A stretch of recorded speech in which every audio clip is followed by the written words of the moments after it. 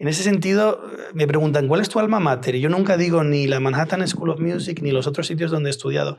Verdaderamente, esta es mi alma mater y aquí no he recibido ningún título ni ningún diploma. Entonces, venir aquí es reencontrarme con lo importante, con lo verdadero. Y fíjate que esa es la más pequeña, no es muy grande. Aquí no hay grandes entradas de suscripción millonarias, pero lo que se hace aquí es una cosa silenciosa, lenta, pero constante.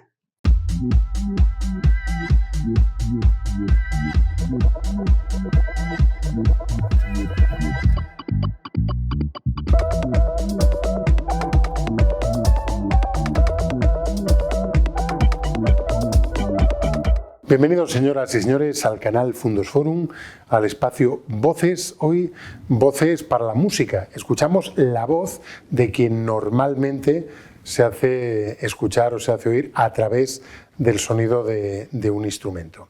Nuestro invitado nació en Valencia, aunque se formó al otro lado del Atlántico, en Nueva York. Se graduó en la Manhattan School of Music. Es posiblemente uno de los pianistas españoles más prestigiosos o con más proyección internacional.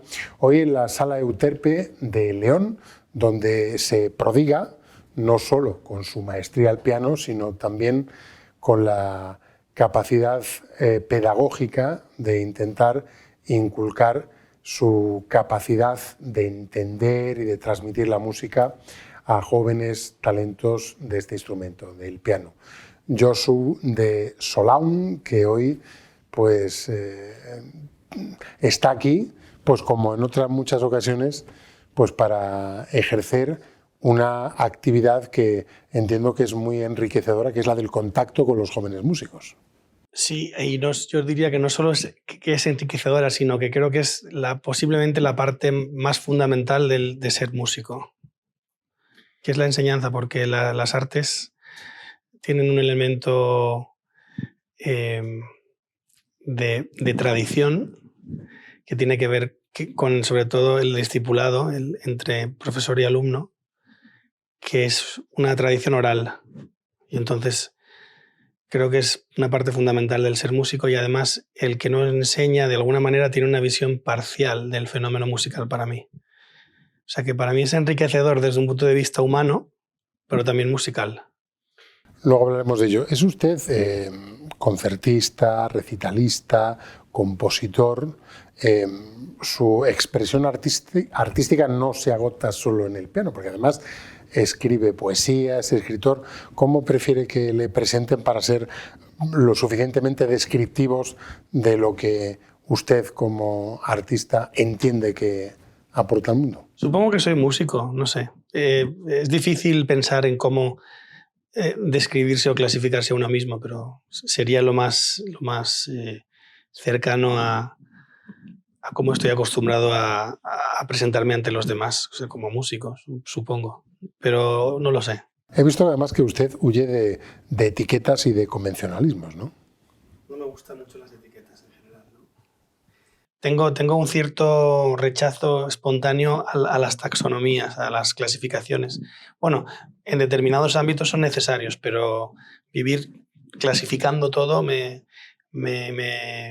produce una cierta inquietud, un cierto rechazo espontáneo.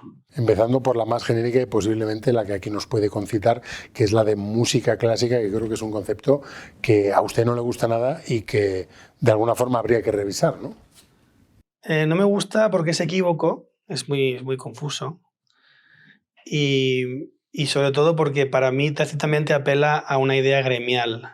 Música clásica quiere decir pues los que van a los conservatorios, los que hacen, es decir, los que pertenecen a un grupo sociológico, y es una clasificación prácticamente, a mi modo de entender, sociológica. No es verdaderamente artística o filosófica,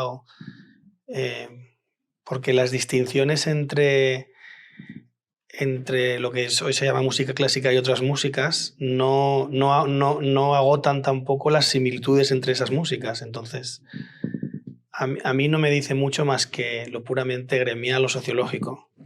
No me identifico con pertenecer a ese gremio, aunque de alguna manera, claro, de alguna manera pertenezco, pero creo que mi vida en la música no se agota en eso, ¿no? O así lo entiendo yo, ¿no? Quizás quienes hacen ese tipo de música tienen que acusar el pecado de haber promocionado poco a los compositores contemporáneos, ¿no? Porque de alguna forma cuando hablamos de música clásica estamos realmente aludiendo a los compositores que ya son clásicos, y en esa categoría difícilmente podemos encuadrar a los compositores contemporáneos. De alguna forma hay muchas carencias en ese aspecto, posiblemente empezando por los propios músicos y por supuesto por los programadores. Creo entender lo que estás diciendo, o sea, la pregunta o la afirmación que estás diciendo, y mi reacción sería decir que de alguna manera, cuando he dicho sociológico, es que en verdad el término música clásica tiene sobre todo una aureola de historia, de historicismo. Es decir, usted ha dicho compositores muertos, pero claro, eso depende mucho de lo que quiera decirse con muertos, porque para mí Beethoven no está muerto, hombre, en un sentido meramente corporeísta, sí, fisicalista, grosero, pues su cuerpo está muerto, pero la música de Beethoven para mí es completamente contemporánea. Entonces, si se entiende clásico como lo histórico, lo que tiene una distancia respecto a nuestro presente, para mí ese término carece de interés. Yo por lo menos no me identifico con lo que hago. No identifico lo que hago con eso. Si clásico quiere decir perenne, algo que es transversal a muchas épocas históricas, universal, ya me interesa más. El término universal me interesa más que el clásico en ese sentido. Y si clásico quiere decir universal, entonces podría identificarme con ese término.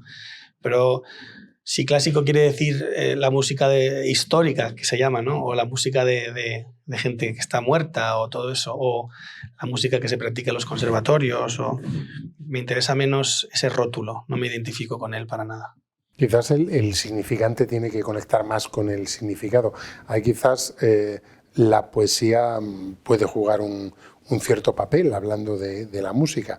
De usted se ha dicho que posee un sentido poético del sonido. ¿La poesía y la música son manifestaciones análogas?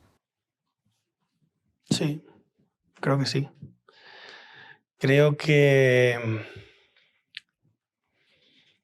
por hablar de una manera, no sé, metafórica, parten de una misma fuente. Incluso en algún momento pueden haber sido lo mismo, aunque esta es una afirmación que muchos rechazarían, pero desde luego hay unas analogías entre ambas muy fuertes, en que existen en ellas planos tanto literales como alegóricos, en que tienen una racionalidad común, pero también en el tipo de relación con la prosa de la vida, con la actividad cotidiana del hombre. Creo que la relación entre la actividad cotidiana del hombre y la música, y la relación entre la actividad cotidiana del hombre y la poesía es muy parecida. Vamos a ver desde algunas perspectivas ya publicadas. Ha dicho, por ejemplo, de usted que es un músico sin miedo. ¿Cree de alguna forma que la osadía es un valor apreciable en un músico? Depende. Hay un músico que admiro mucho, que no lo citaré por no citar fuentes, para que no se deduzca de las fuentes antes de lo que diga lo que voy a decir, pero hay un músico que admiro mucho que decía que en las artes, o el que está en la música, por ejemplo, hace falta una cierta, lo que él llamaba una cierta arrogancia natural. Claro, la arrogancia natural, ¿qué quiere decir? Pues un cierto sentido asertivo de la acción, es decir, tú tienes que entregarte algo en lo que crees y lo haces, ¿no? Entonces, en ese sentido, quizás eso pueda significar no tener miedo. Creo que cuando pasas de esa arrogancia natural a una más extrema, entonces sí que sería una virtud tener miedo, por ser imprudente, ¿no? Pero hasta no llegar a ese punto, creo que el no tener miedo podría ser un valor bueno, y que si yo me reconozco en esa descripción, supongo, no. Tengo miedos como todo el mundo, pero no están muy relacionados con lo que hago en la música. Mis miedos son de otro tipo. Tengo miedo a que mi hijo esté bien, etc.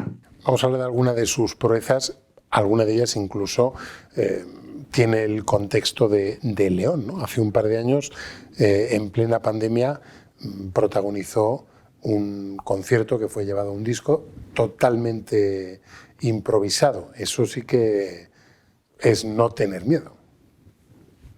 Al menos en un escenario. O tener mucha cara dura también. Puede ser, puede ser.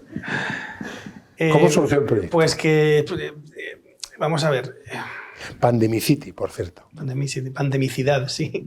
Hice un sufijo hipostático ahí, idad, ¿no? con la idea de pandemia, como sustantivando la idea de pandemia, ¿no? Como si dijéramos, esto es el ámbito histórico de la pandemia o algo así, no sé, se me ocurrió un día. Es un poco bombástico el título, pero funciona, supongo.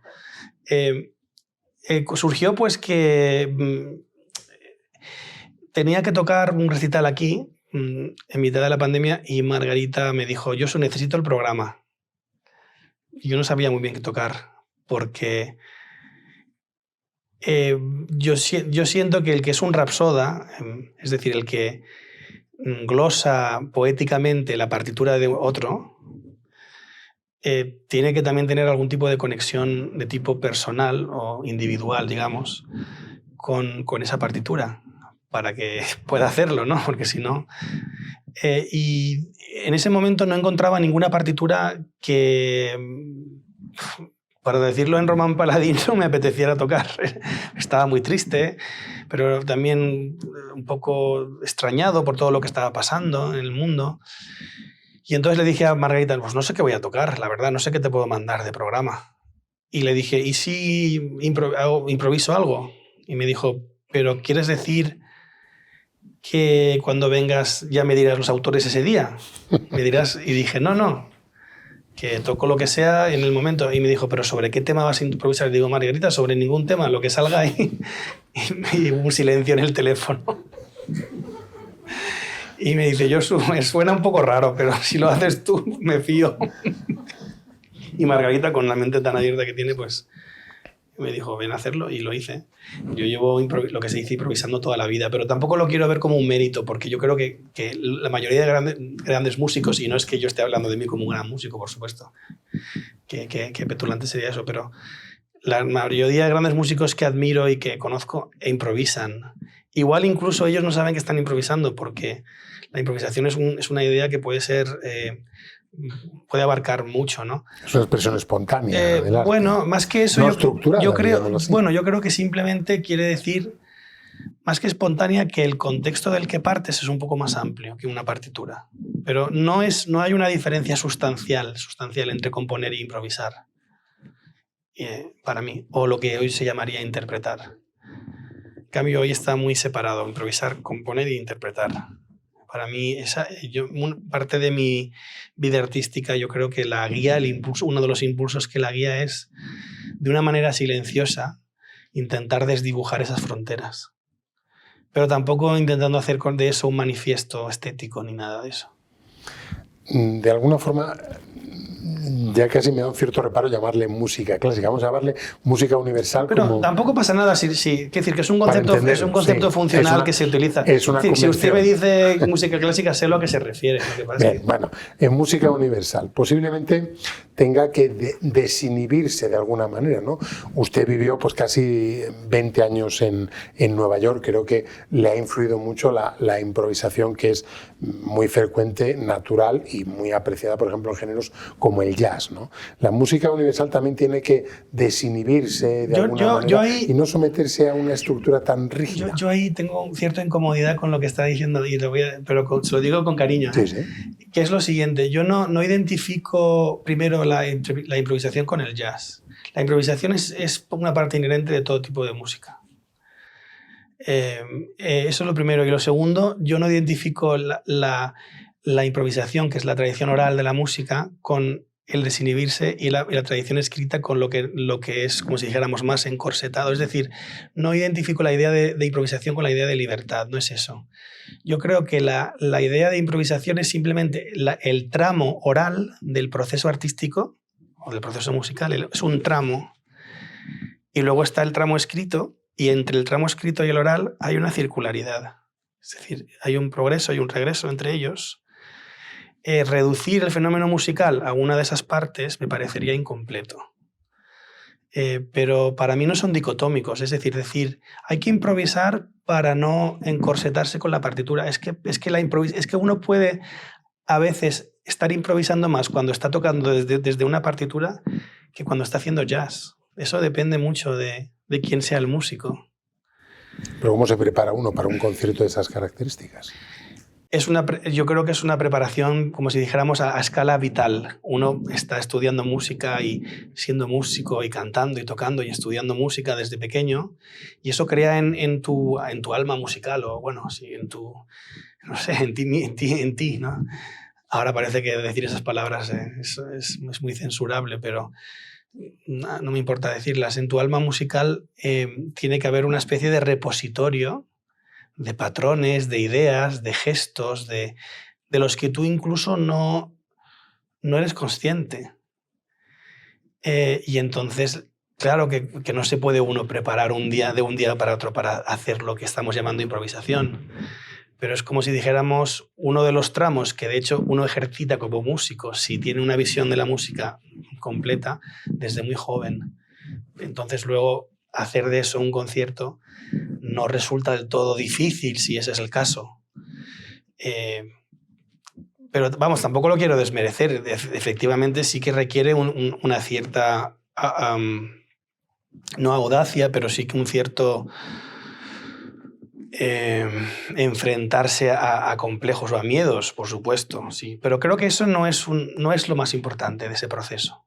¿Le sorprendió el resultado, la repercusión del disco? Sí. Ciertamente, me sorprendió mucho. Porque improvisar es como dejar entrar a alguien a tu taller. Y está lleno de pintura, las manos las tienes manchadas. Y si de repente alguien entra a tu taller y ve un esbozo y dice, ¿qué maravilla es eso? Dices, anda, ¿en serio? Pues para mí eso era un esbozo. Pero es bonito. Dices, bueno, pues gracias. Quizás una de las claves para poder improvisar es manejar un repertorio amplio, como es su caso. A mí me gusta, no es una idea mía, de otros músicos que admiro, pero a mí me gusta mucho la distinción clásica entre el rapsoda y el aedo. El rapsoda es el antiguo poeta lírico, como los grandes poetas que recitaban a Homero en la antigüedad, que parte de un contexto más restringido, que es una obra oral o escrita previa, y de alguna manera va cosiendo partes, tejiendo un tapiz de partes que no son suyas, pero las hace suyas al juntarlas y al presentarlas renovadas, ¿no? Un rapsoda es eso, ¿no? O se puede decir un glosista poético, ¿no? El que cuenta un chiste está siendo un rapsoda a un nivel, si dijéramos, cotidiano, pero el tocar desde una partitura es ser un rapsoda. Ser un rapsoda conlleva a veces mucha más improvisación que uno que está haciendo lo que se dice improvisar, que yo lo identificaría más con la idea de aedo. El aedo es alguien que cuando está, es un poeta lírico también, pero que cuando está recitando la poesía parte ya de un contexto más amplio. No es que se la esté inventando de la nada, pero ya hay más un elemento de lo que hoy llamaríamos improvisación, ¿no? Esa distinción me parece un poco más pregnante, más bonita que la de compositor, intérprete e improvisador. Porque yo siempre digo que compone tanto el que es un intérprete, el que es un compositor de partituras o el que es un improvisador si lo hace bien. Porque componer quiere decir juntar partes. Y juntar partes es, desde cierto punto de vista cotidiano, la actividad más importante artística que hay. En todas las artes uno compone partes. Un cineasta cuando edita, un poeta cuando escoge palabras, un pintor cuando hace una composición. Entonces, interpretar también tiene un componente de aportación personal, por supuesto. Pero fíjate, cuando dices también, es como si lo más importante no fuera eso. Yo creo que lo que se llama hoy interpretar tiene el mismo nivel de aportación personal que lo que hoy se llama componer o improvisar. Pero es más la fidelidad de lo que uno interpreta, que es la concepción original de la obra, no, o la versión que uno quiere aportar. Tampoco me gusta la idea de lectura o de versión. porque eso implica que hay un original que es como si dijéramos inmaculado, que es puro. Yo no creo en la idea de pureza en ese sentido. Un Rapsoda lo que hace es partir de algo y utilizar eso como una especie de catalizador para su propia confección poética. Confección no es la mejor palabra, su propio quehacer poético. Entonces yo creo que una de mis intenciones, que luego igual se queda a nivel puramente voluntarista, ¿no? Y luego igual en los resultados no consigo eso, pero sí que me gustaría que no se dicotomizara intérprete, compositor e improvisador, sino que fueran 3 tramos de lo que es ser un músico. Y eso siempre lo intento, en mi enseñanza es lo que intento de alguna manera ejercer. Que lo consiga o no, eso no me puedo preocupar en los resultados. Hablemos de esa faceta. ¿Qué aprende usted de sus alumnos? Hombre, todo. Eso es difícil de contestar. Los alumnos te recuerdan, son de alguna manera los que te recuerdan también lo que tú tienes que hacer en tu propio proceso. Entonces, lo que tú haces es una relación. En inglés, por ejemplo, es muy interesante que hay un regionalismo que dice, por ejemplo, that'll learn you. Por ejemplo, eso te va a enseñar. En vez de that'll teach you, que quiere decir que entre aprender y enseñar se utilizan como 2 palabras intercambiables en ese regionalismo americano. Que cuando lo oyes suena un poco como de pueblo, pero es muy bonito. Porque enseñar y aprender son el anverso y reverso de un mismo proceso. Entonces, hombre, está claro que yo tengo, en el caso de mis alumnos que son más jóvenes, más experiencia y más conocimientos, supongo. Pero el arte o sea, los conocimientos no agotan el ámbito del arte. Y muchas veces escucho tocar a un alumno y hace algo que yo jamás podría hacer, que tiene un altísimo nivel poético, ¿no? Poético. Entonces, quiero decir que el conocimiento es algo que se entrecruza con las artes, pero que hoy se reduce en las artes un poco, sobre todo la música, a conocimiento, ya sea conocimiento científico, político o histórico. Y creo que es una de las grandes tragedias del mundo de la música hoy en día, sobre todo en la llamada clásica. No ocurre tanto en otras manifestaciones artísticas, aunque también. Y es muy difícil hoy para un alumno de conservatorio poder tener un contacto no mediado con el material musical, con la música. Siempre su relación con la música está mediada hoy en día por la idea de estilo, por la idea de historia, por ciertas ideas políticas, etc. Tener una relación con la música más de praxis, verdaderamente, de lo que durante mucho tiempo se ha considerado el hacer música, es hoy más difícil precisamente porque la enseñanza musical está muy reducida a la transmisión de conocimiento. Pero ya le digo, muchas veces un alumno puede tocar mucho más bonito de lo que yo podría hacer, porque las artes, el conocimiento solo es una de las partes. No sé si se entiende lo que quiero decir. Sí. Usted se prodiga con compositores contemporáneos, compositores del siglo XX. Cuando dice compositores, quiere decir compositores de partituras, ¿no? Sí, del siglo XX, quizás también del siglo XXI. Si la música es reflejo de su tiempo, ¿qué cuenta la música del siglo XXI? Depende, hay muchas músicas en el siglo XXI. La que a usted le gusta.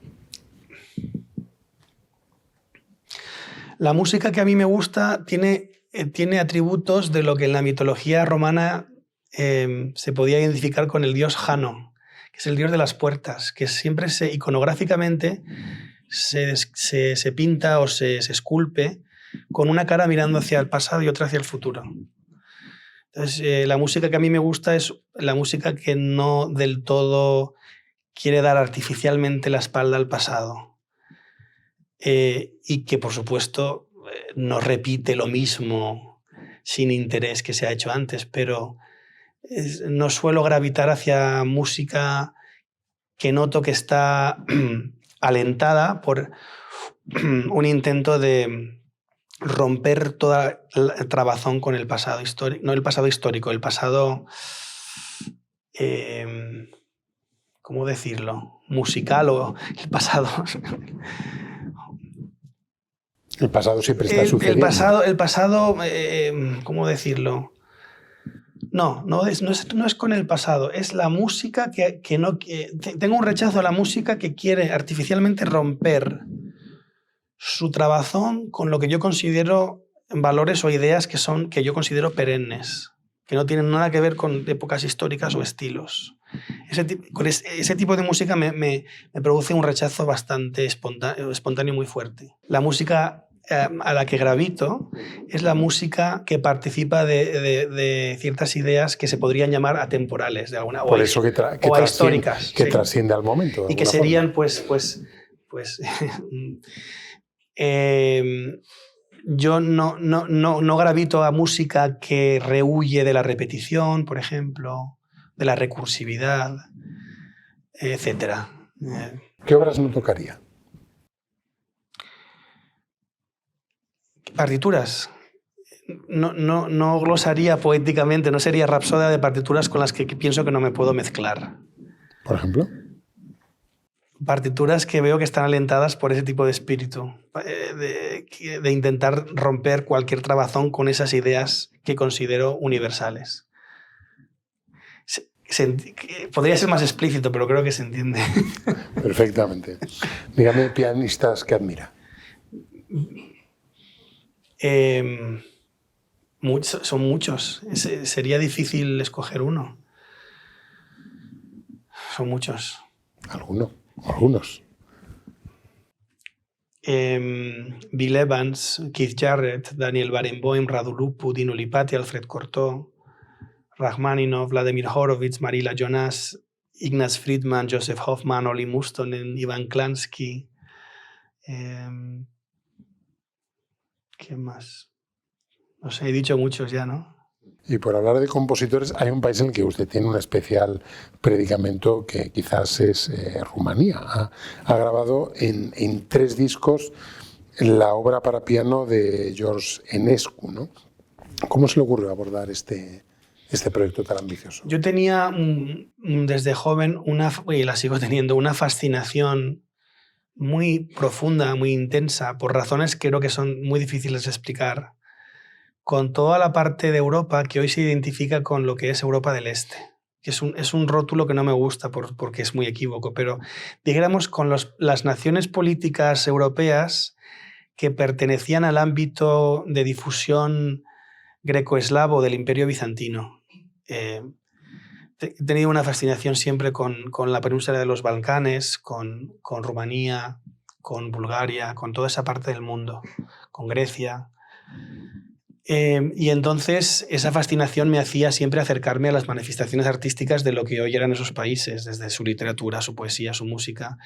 Y desde muy pequeño yo leía mucho a un antropólogo de la religión que se llamaba Mircea Eliade.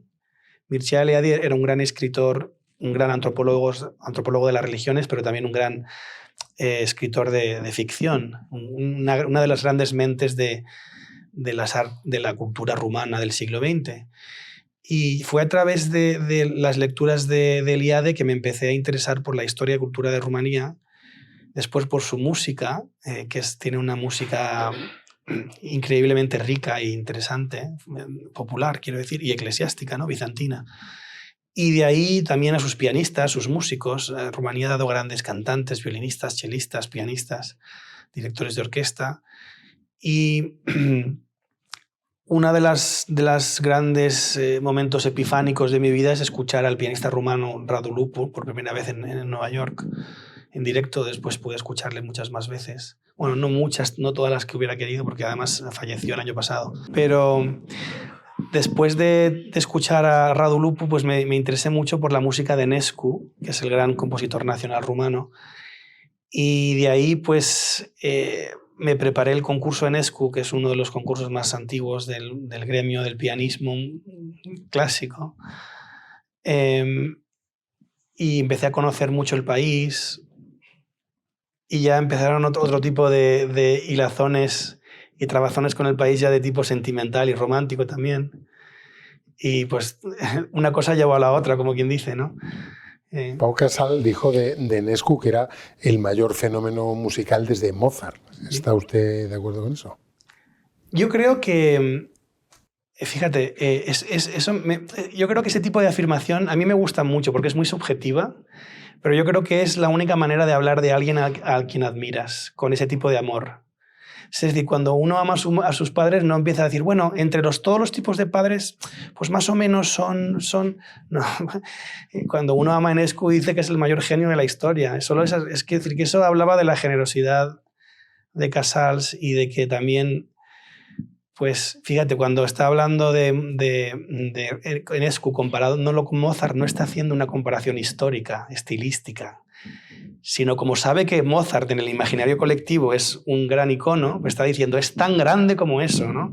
Tiene un énfasis que tiene que ver con la devoción y con el amor, y a mí me gusta mucho.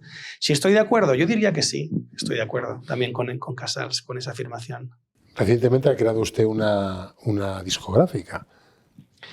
Bueno, eso un sello discográfico. No lo creé. Eso fue un proyecto que empecé y se ha quedado ahí un poco amortiguado, parado por la pandemia. Entonces no ha salido solo un disco, o sea que no. ¿Eso fue porque a usted le va la marcha o piensa que no hay nada mejor que hacerlo uno mismo? No, simplemente pensamos varias personas juntas que podría ser una oportunidad para crear una especie de ámbito o plataforma desde donde publicar ciertos trabajos que igual no era posible en plataformas más populares o más metidas en el mercado. Lo que pasa es que luego la vida de uno le lleva por otros menesteres y este proyecto está en pausa intermitente. Sí. Vamos a acabar hablando del sitio en el que nos encontramos, la Fundación Euterpe, que es un espacio no solo para la difusión, la divulgación musical, sino también para la activación de jóvenes valores, de jóvenes talentos, al que usted acude desde el año 2005, creo recordar, ¿no? Sí, 18 años, se dice pronto. Bien, tengo 41 menos 18, pues 23. Bien, pues háblenos de este proyecto y del valor que tiene la difusión que se hace de la música desde los barrios, a pie de calle, no en los grandes recintos musicales del mundo en los que usted, por cierto, ha tocado, ¿no? Aquí, a pie de calle, con músicos pues, que tocan en su casa, en el conservatorio y que encuentran en espacios como este el encuentro con grandes maestros y también el punto de conexión con los anhelos artísticos y profesionales. Fíjate, música, el término viene del griego musique, que quiere decir lo concerniente a las musas, lo que concierne a las musas, es decir, todas las musas. Y en cierto sentido, en ese sentido, la música incluye, de una manera tácita, pero incluye todas las artes, yo creo, ¿no? Euterpe es una de las musas, como bien sabemos. Y la música no conoce de grandes auditorios, grandes lujos, La música está donde está lo que la alienta. Y eso puede ser, vamos, lo sabemos todos los humanos, pues en el sitio más inesperado. Quiero decir que no siempre está en esos grandes teatros, ni mucho menos, ¿no? Y para mí venir aquí fue algo muy importante porque primero hice amigos como Margarita, que 18 años de amistad no es moco de pavo, porque eso. Y además aprendí muchísimo como músico, porque cuando yo venía aquí, lo que aprendí precisamente de gente como Bruno y de gente como los otros profesores que habían aquí en esos cursos, pero sobre todo de Bruno, es precisamente esos valores perennes que son lo que llamamos ahora, lo que a mí me gusta decir, que es hacer música, ¿no? Que es de lo que he estado intentando, no sé si lo he conseguido, hablar aquí estos días. Y entonces para mí fue increíble el encontrar una fuente en el presente, tan poco dada a entender la música así, de ese tipo de relación musical y humana. Entonces aprendí muchísimo como persona, como músico. Y es el único sitio verdaderamente, y tengo que decirlo, donde he aprendido que vuelvo, que retorno. en ese sentido, me preguntan, ¿cuál es tu alma mater? Y yo nunca digo ni la Manhattan School of Music ni los otros sitios donde he estudiado. Verdaderamente, esta es mi alma mater y aquí no he recibido ningún título ni ningún diploma. Entonces, ¿qué más puedo decir que eso? Alma mater, ¿qué quiere decir en latín? Todos lo sabemos, pues eso es. Entonces, venir aquí es reencontrarme con lo importante, con lo verdadero. Y fíjate que esa es la más pequeña, no es muy grande. Aquí no hay grandes entradas de suscripción millonarias, pero lo que se hace aquí es una cosa silenciosa, lenta, pero constante. Hay en su trayectoria un punto de conexión con Euterpe y con Margarita que es muy curioso y que yo no puedo dejar de mencionar. ¿Cuál es? Ocurrió con motivo del concurso de pianistas de la Unión Europea, en cuya primera edición usted participó y ganó. Cuéntemelo, por favor.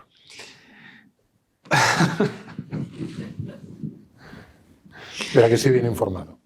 Sí. Es un concurso con poca historia. Yo no he hecho muchos concursos, pero bueno. Y los que ha hecho los ha ganado. Bueno, no sé. Por ejemplo, es un concurso que la Unión Europea, sabes que tiene un programa rotatorio de presidencia del, como si dijéramos, Consejo de la Cultura, o no sé cómo se llama esto, no sé. Sí, algo así. Sí. Tiene un nombre. Cada vez es un país y en ese momento le tocaba a la República Checa. Entonces, esta asociación EPTA, creo que se llama, junto con otras asociaciones filomusicales, creo que es la asociación Dvorak de la República Checa y otras más, querían hacer un concurso que de alguna manera fuera representativo de esta presidencia cultural de la República Checa. Entonces hicieron un concurso en el que podía haber 27 concursantes, cada uno de los cuales representaba al país de origen miembro de la Unión Europea. Y de ahí se escogería un ganador que, en fin, tendría conciertos, un contrato discográfico, etc. Y había diferentes modalidades de escoger a los representantes de cada país. Hay países que hicieron un concurso nacional interno, otros que simplemente pues, estaba bastante claro quién iba a representar el país, porque son países más pequeños y todo el mundo sabe más o menos quién es, como si dijéramos, el pianista nacional, ¿no? Como el poeta nacional. En el caso de España hay grandísimos pianistas, ¿no? Entonces, faltaba elegir al pianista que representara a España en la Unión Europea, en el concurso. Y llamaron a Margarita. Como saben que por aquí pasan todos los pianistas de media Europa, pues Margarita de alguna manera tenía acceso a saber más o menos quién en España podía elegirse como el representante del país en el concurso. Y ella, por razones, pues no sé, que puede explicar mejor ella que yo, dijo, tiene que ser Josu el que lo haga, ¿no? Y la persona a la que se lo dijo, ¿y quién es ese? Y Margarita dijo, pues el que tiene que representar a España. Y pues se fiaron de ella y yo fui como representante de España a Praga. Entonces estábamos los 27 y habían tres fases, 2 fases de recital y una con orquesta, con la orquesta de la Radio Checa en Praga. Y fui pasando las pruebas y quedé ganador, ¿no? Entonces luego... Claro, a decirle a Margarita que había ganado uno de los organizadores llamó a Margarita y dice, este que no sabíamos quién era, al final ha ganado. Entonces, y además por unanimidad del jurado. Fue por unanimidad, sí, es muy gracioso. Son cosas que pertenecen a una parte de mi vida que de alguna manera he pasado tanto la página eso que ya casi recordarlo me parece que es otra persona, no sé, no me identifico con eso. Pero es entrañable sobre todo por esas anécdotas, porque los premios tienen una relevancia puramente sentimental a mí en este momento de mi vida, ¿no? ¿Su próximo desafío, su meta por conquistar? Al menos de forma inmediata. Vivo muy en el presente, o sea... ¿Vive al día? Al día, pero... No sé si es lo que es. Quiero decir que, bueno, tengo metas, claro que sí, pero son... No sé, intentar hacer bien a los demás, no sé, cosas que son pueden verse como clichés, no sé. Tengo, pues, a ver, tengo algunas obras, por ejemplo, partituras que quiero componer, algún trabajo discográfico que me apetece hacer, algunas partituras que me apetece estudiar, libros que quiero leer, viajes que quiero hacer con mi mujer y mi hijo, etcétera. Eso ha sido un placer. El placer es mío, gracias. Pues uno de los grandes pianistas españoles de nuestro tiempo, absolutamente polifacético y que sin duda va a deparar momentos importantes para la música universal. Y hasta aquí este tiempo de voces. Recuerden que seguimos con ustedes en el canal Fundos Forum. No olviden suscribirse y darle al like si es que les ha gustado. Y naturalmente les despedimos recordándoles la importante labor que hace la Fundación Euterpe para nosotros y para quien nos acompaña, seguro un templo para la música. Muchas gracias. Adiós.